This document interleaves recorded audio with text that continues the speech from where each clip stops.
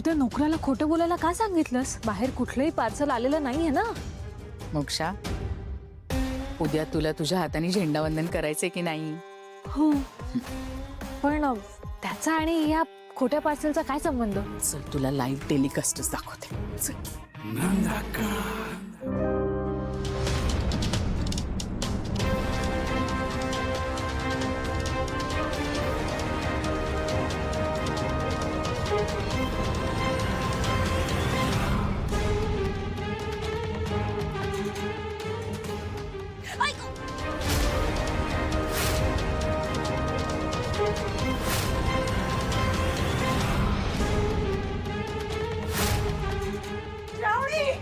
Madam, श्रावणी, madam, श्रावणी, श्रावणी,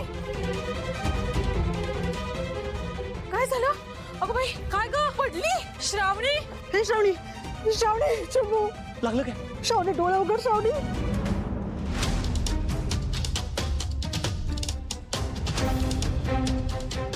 अगं बाई, कशी पडली ही? काय झालं? अशी कशी पडलीस तू? जरा बघून चालायचं होतं ना. हळू हळू हळू.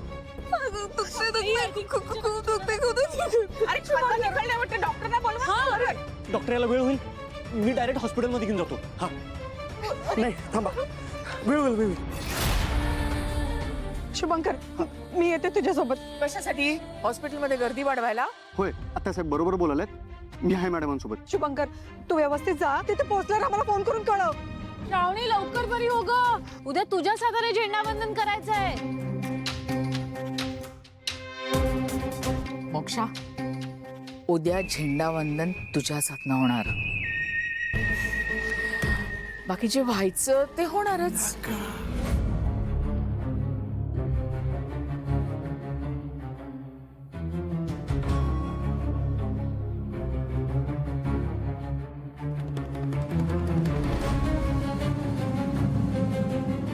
बाबा,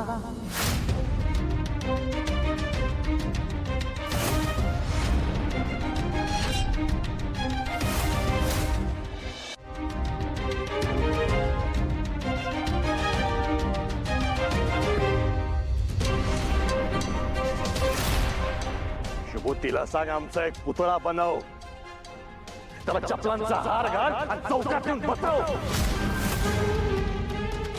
बोंबा मार, मुर्दाबादच्या घोषणा दे.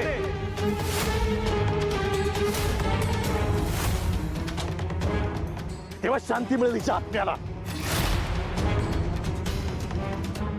अरे विश्वंभर, तिच्या हाताला लागलंय आणि तू काय असं बोलतोयस रे? मग काय आरती ओळू? सांगितलं होतं ना हिच्यावर लक्ष ठेवा. उद्याचा दिवस महत्वाचा आहे माझ्यासाठी. अरे काय काय काय झालं काय हे? अरे विश्वंभर, मी तरी काय करणार? जिन्यावरून धडधडत आली ती धावत. आता हा पोरकटपणा आहे, त्याला मी काय करू सांग? हाऊस नव्हती नंदात का मला माझी मुलगी म्हणून जगासमोर आणायची? त्या पक्षाध्यक्षांचा आदेश होता ना, म्हणून नाईलाज झाला माझा. लाडकी सोड, अरे बिंडो का ही मुलगी.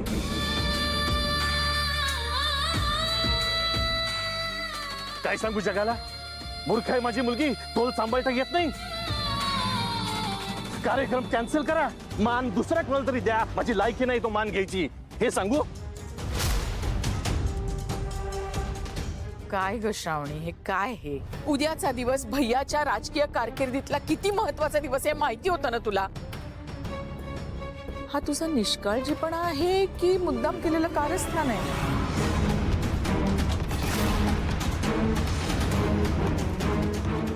भैयाच्या हातून ही संधी गेलीये, याला फक्त आणि फक्त तू जबाबदार आहे श्रावणी. जाऊ दे नंदाक्का, हे नातं म्हणजे ना आयुष्याला लागलेला शाप आहे, शाप.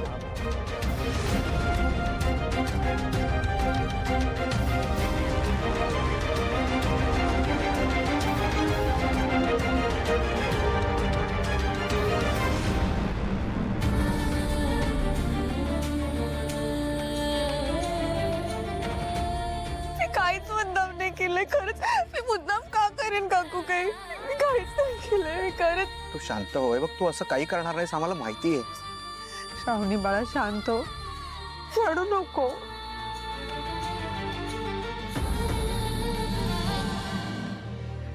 कामाचं लय ताण आलाय कर बाळा.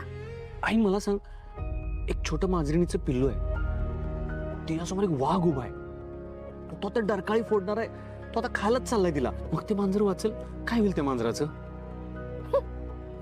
अरे पण या वाघा मांजरीचा खेळ मला काय विचारायला आलास तू? तू सांग की. ये बघ, त्या वाघाला घाबरवायचं असेल ना तर एक मोठं जनावर आलं पाहिजे तिथं. आता ते मोठं जनावर म्हणजे हत्ती.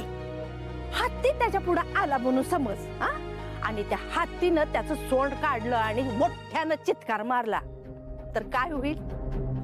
अरे त्याचं धाबं दणानल की हा, आणि मग ते वाघ स्वतःचा जीव वाचवण्यासाठी जीव मुठीत घेऊन पडल की, आणि मग आपोआप ती मांजर सुटल त्या संकटातनं.